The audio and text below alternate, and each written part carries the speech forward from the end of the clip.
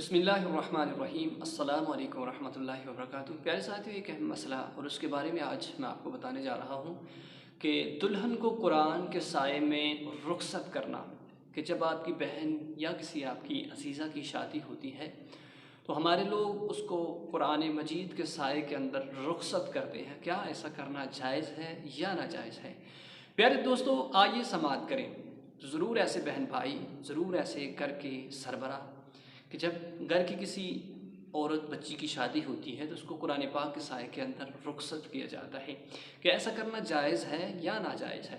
प्यारे दोस्तों, हर वो काम, हर वो अमल जो शरीयत से साबित है उसी को करना चाहिए, लेकिन शरीयत मुतहरा के अंदर कोई भी ऐसा, कहीं भी ऐसा नहीं है कि दुल्हन को कुरान पाक के साए में रुखसत करना जायज़ है या लिखा हुआ हो। कहीं भी नहीं लिखा हुआ। हाँ, बरकत के लिए आप ये अमल कर रहे हैं तो ये आपके लिए जायज़ है।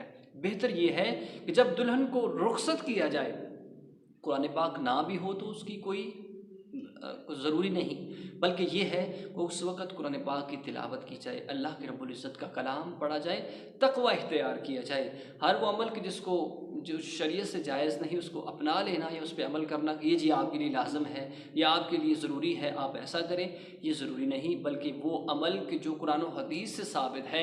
हाँ, अगर बरकत के लिए आप कर रहे हैं ये अमल तो बेहतर है। अल्लाह रब्बुल इज़्ज़त इस अमल की बरकत से भी बहुत सारी बरक़ात को नाज़िल करता है। लेकिन सोच लीजिए, समझ लीजिए कि जिस शख्स ने कुरान पाक के अंदर कुरान पाक को पकड़ा हुआ है वो वज़ू की हालत में हो और कुरान पाक की बेहुरमती ना हो, ऐसे अमल से भी ज़रूर आप आगाह रहें कि ऐसा ना हो कि कुरान पाक की बेहुरमती की जाए या कुरान पाक ऐसे शख्स ने पकड़ा हो कि जो वज़ू की हालत में ना हो।